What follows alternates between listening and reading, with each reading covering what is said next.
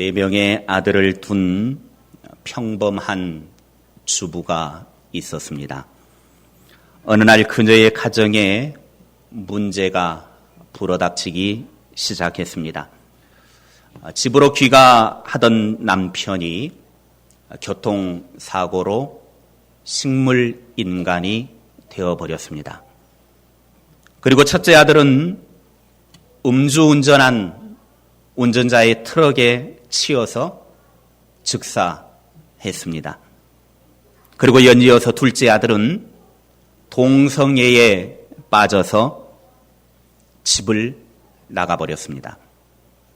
그리고 셋째 아들은 베트남 전쟁에 파견되어 18세라고 하는 어린 나이에 전사했습니다. 그녀는 연속되는 불행으로 인해서 하나님, 어찌해서 내게 이렇게 불행만 다가옵니까? 하며 하나님을 원망하고 세상과 자신을 원망했습니다. 그러나 원망을 하면 할수록 자신의 삶이 육체적으로 점점 더 힘들어지고 삶은 더 비참해져 가기 시작했습니다. 그래서 그가 이렇게 살면 안 되겠구나 결심을 하고 지금의 자기의 모든 상황을 다 받아들이기로 결심을 합니다. 그러면서 내게 남아있는 것, 지금 있는 것으로 감사하자 하면서 하나님, 지금부터는 내게 남아있는 것으로 인하여 감사하겠습니다. 그러면서 그는 삶의 모든 부분을 감사로 바라보기 시작했습니다. 솔직히 이쯤 됐으면 감사할 게 뭐가 있겠습니까? 남편, 식물인간 됐죠.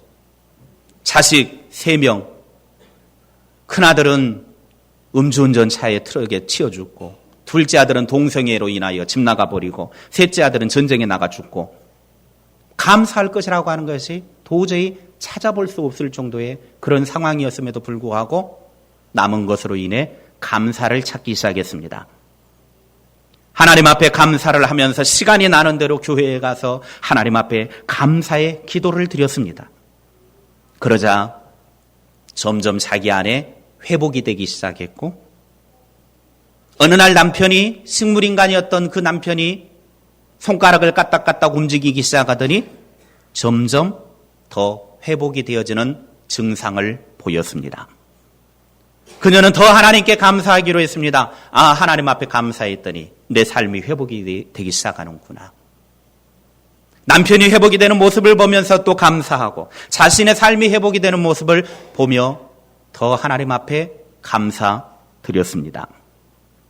그는 감사하기 시작하니까 삶이 새로워지기 시작했고, 내가 어떻게 하면 세상을 더 아름답게 만들까 고민하다가 베트남 전쟁으로 인해서 전사한 젊은이들이 그 당시에 50만 명이나 되었습니다. 너무나 많은 자녀들이 전쟁에 나가서 죽은 그 모습을 보면서 많은 부모들이 상처 입었겠다 싶어서 그 부모들을 내가 위로해 줘야 되겠다. 그래서 그 부모들을 초청해다가 위로 잔치를 벌이고, 또 교통사고를 당해서 자식을 잃은 부모들을 찾아가서 위로해 주고 전화해 주고 또 편지도 써서 격려를 해 주었습니다. 남을 돕는 일에 바쁘게 시간을 보내게 되었고, 이 여인이 이제 글을 쓰기 시작하는데 미국의 유명한 글을 쓰는 사람, 소설가가 되었습니다. 이렇게 하다 보니까 세월이 지나 동성애로 집을 나갔던 둘째 아들이 11년 만에 집으로 돌아왔습니다. 미국 베스트셀러 작가인 바바라 존슨의 이야기입니다. 감사의 삶이 전화위복이 되고 문제를 극복해 나가는 열쇠가 되었던 것입니다. 여러분은 어떤 형편에 있습니까? 낙심하거나 절망하지 마시고 찬양하며 감사할 때 축복의 문이 열린다라고 하는 사실을 믿으시기 바랍니다. 오늘은 맥주 감사절입니다. 지난 주일에 설교를 통해서 맥주 감사절의 기원과 성경적인 본래의 맥주 감사절의 의미를 말씀드렸지만 자칫 잘못하다가는 감사의 절기를 교회가 헌금 채우기 위한 목적이 아닌가, 그렇게 성도들에게 비춰질 수도 있다라고 하는 생각을 해보았습니다. 그리고 다른 교회들은 맥주감사절을 어떻게 지내는지 인터넷을 통해서 또 페이스북을 통해서 이렇게 조사를 해보았습니다. 그런데 성경에 제시한 맥주절에 맞게 이웃에게 사랑의 나눔을 아름답게 실천하는 교회가 있는가 하면 대부분의 사람들의 생각은 인터넷에 올라와 있는 글을 보니까 다 부정적인 글들 뿐이었습니다. 교회가 재정 채우기 위해서 절기를 지키고 있다. 맥주감사절뿐만 아니라 대부분의 절기에 대해서 부정을 하면서 교회가 재정 채우기 위한 방법으로 하는 것 아니냐라는 식으로 비아냥대는 글들이 대부분을 차지하고 있는 것을 보면서 마음이 너무 아팠습니다. 그래서 지난 주일에 제가 강조했던 내용 중에 하나가 감사의 예물을 드리되 감사하는 마음으로 자원하여 기쁨으로 하자, 그렇게 말씀을 드렸습니다. 마음이 원하지 않으면 이 예물을 드리는 것이 마음에 부담이 된다거나 원망이나 불평이 될 것 같으면 하지 않아도 됩니다. 하나님의 은혜에 감사하는 것이 어떤 사람에게는 부담이 되어서는 안 됩니다. 하나님의 은혜는 나에게 내 삶에 복이 되어야지 그것이 내 삶의 올무가 되어서는 안 됩니다. 하나님의 은혜에 감사하는 삶, 얽매여서 무거운 짐이 되어 원망이나 불평이 되지 않아야 합니다. 그리고 너무 율법적으로 하려고 해서도 안 된다라고 하는 생각이 듭니다. 감사도 하나님께서 원하시는 감사가 되어야지 사람에게 보이기 위한 감사는 아무런 의미가 없습니다. 오히려 이런 감사는 신앙의 회의를 가져다 주고 자칫 잘못하다가는 신앙을 내버리는 계기가 될 수도 있습니다. 예를 들면 몸이 좋지 않은 사람이 병원에 갔더니 당신 운동을 하시면 건강이 회복되겠습니다. 그래서 의사가 운동을 적극 추천을 합니다.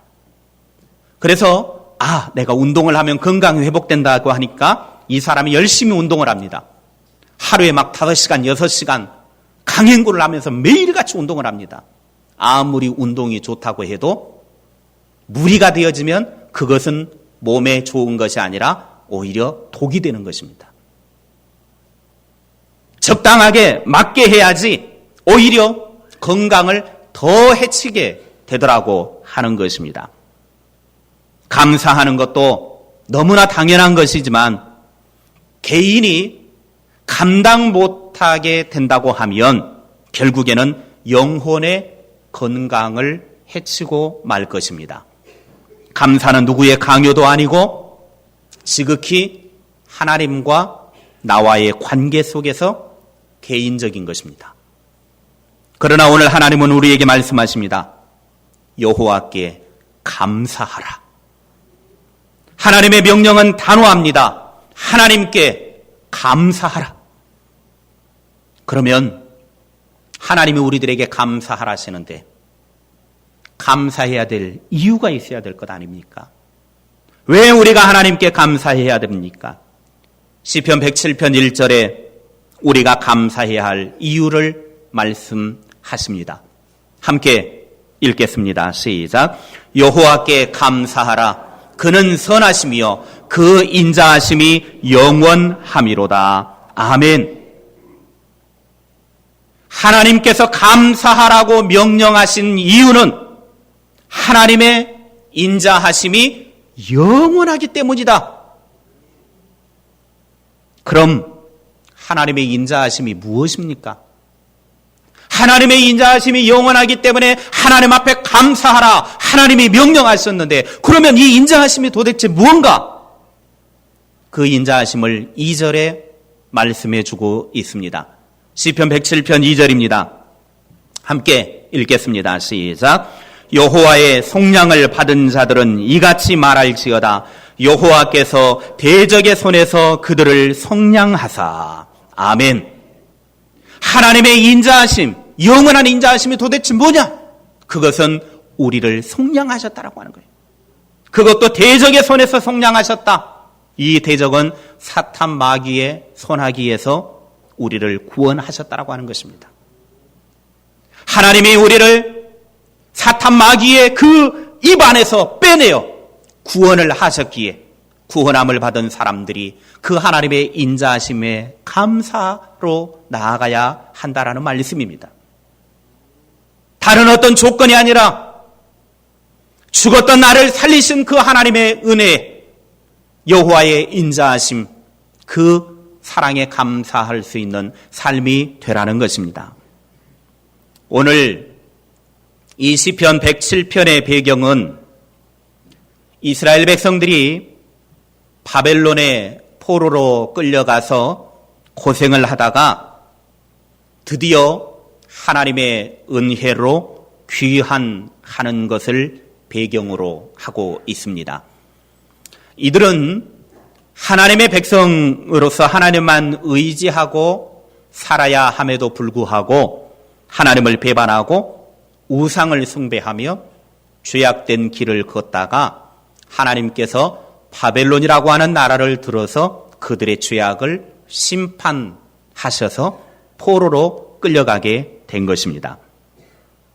아무리 생각해도 그들을 구원해내는 것은 말도 안 되는 배신자들이었습니다. 그런데 하나님은 구원받을 자격이 하나도 없는 그들이었지만 바벨론의 포로 70년의 고통의 시간이 차고 난 다음에 그들에게 은혜를 베풀어 주셔서 포로에서부터 귀환하게 하셨습니다.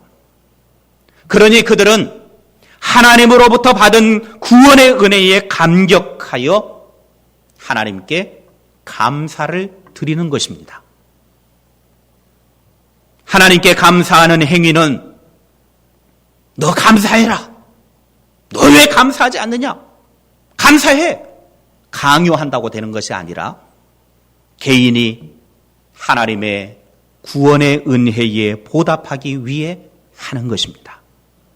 지금 이스라엘 백성들은 하나님의 그 구원의 은혜, 살려주신 은혜, 포로에서부터 귀환하게 하신 그 은혜를 생각하니까 죽을 고생하다가 하나님이 살려주셨으니 얼마나 감사가 되겠습니까?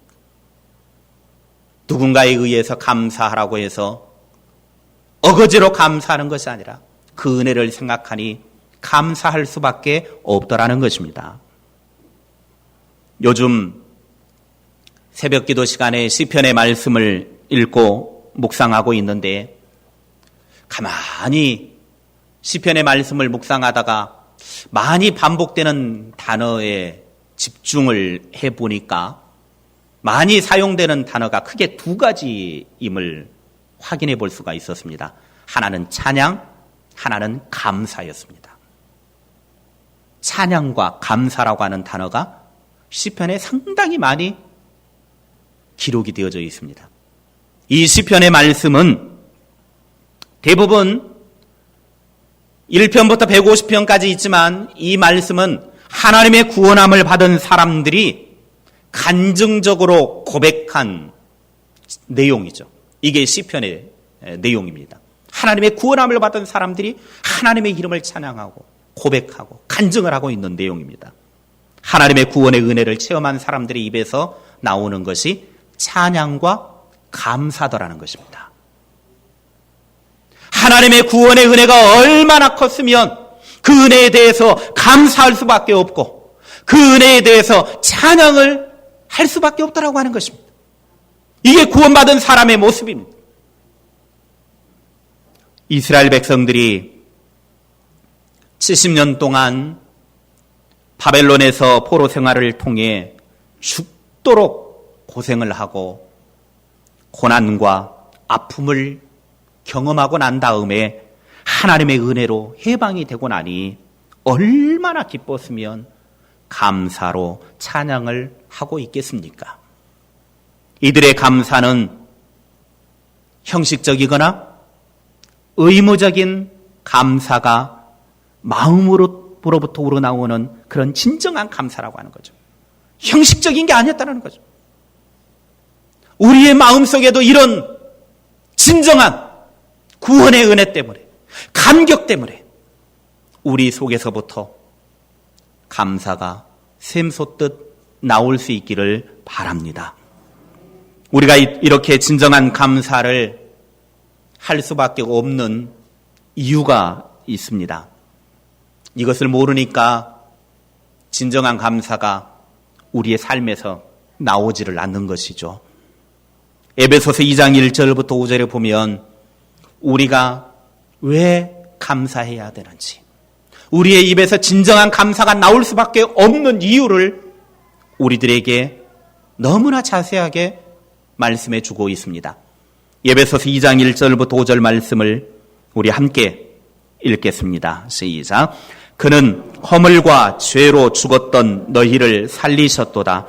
그때에 너희는 그 가운데서 행하여 이 세상 풍조를 따르고 공중의 권세 잡은 자를 따랐으니 곧 지금 불순종의 아들들 가운데서 역사하는 영이라. 전에는 우리도 다 그 가운데서 우리 육체의 욕심을 따라 지내며 육체와 마음에 원하는 것을 하여 다른 이들과 같이 본질상 진노의 자녀이었더니 긍휼이 풍성하신 하나님이 우리를 사랑하신 그 큰 사랑을 인하여 허물로 죽은 우리를 그리스도와 함께 살리셨고 너희는 은혜로 구원을 받은 것이라. 아멘. 우리는 이미 죄에서 헤어나오지 못하고 영원한 멸망 앞에 서 있는 자들이었습니다. 하나님의 저주 아래에 있었던 사람들이었습니다. 죄로 인하여 하나님의 진노를 받은 자였습니다.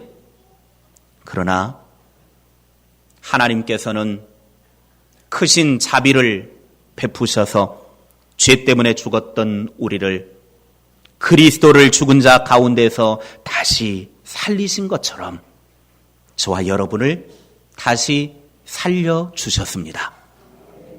오직 하나님의 넘치는 은혜로 우리가 구원받은 것입니다. 그러니 우리가 감사하지 않을 수 없는 것입니다. 죽었던 나를 하나님이 아무 대가도 없이 다시 살려주셨으니 감사할 수밖에 없는 거죠. 한번 생각해 보십시오. 내가 장성 때문에 낚시를 하러 갔습니다. 낚시를 하러 가가지고 낚시질을 하다가 그만 발을 헛디뎌서 쭉 미끄러져 가지고 물에 뽕 빠져버렸어요. 이건 고기 잡으려다가 내가 고기밥이 될 신세가 됐습니다. 아무리 허우적대도 83m, 어제 올라가서 보니까 물이 83m까지 채워져 있더만요. 그 83m까지 채워져 있는 물, 그 깊이가 그 정도 된다라고 하는 거죠. 가장 깊은 곳이. 거기에 빠져서 내가 나오려고 허우적대지만 도저히 나올 수가 없는 거예요. 아무리 살아보려고 허우적대고 발버둥치고 용을 써봐도 콧구멍 속으로 물만 들어오지 바람은 들어오지 않는 겁니다. 죽을 지경이 됐습니다.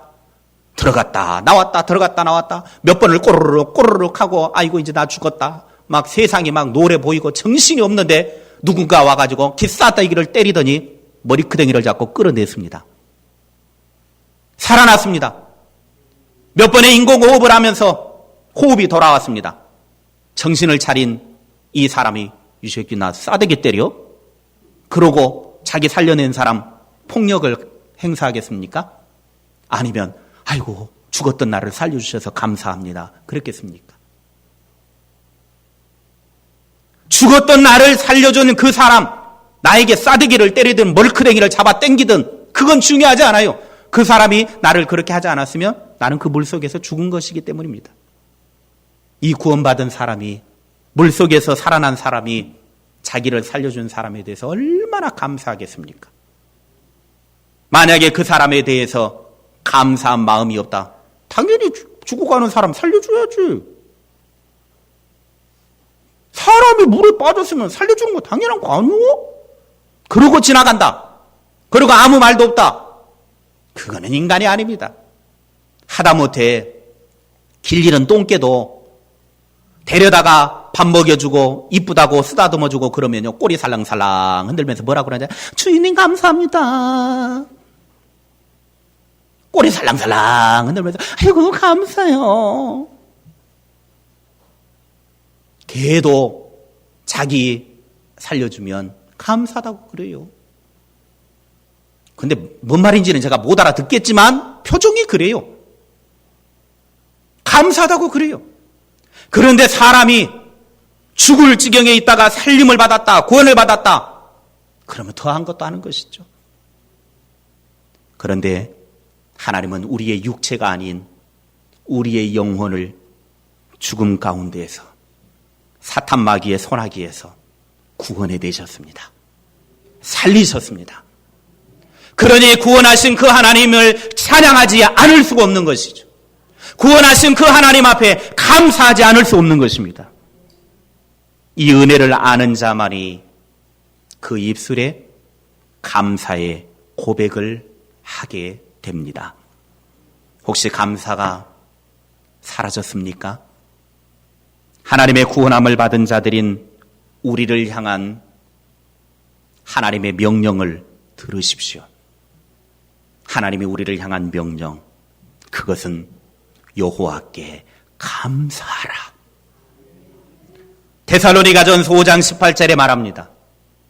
하나님이 우리들에게 뭘 요구하시는지 함께 읽겠습니다. 시작. 범사에 감사하라.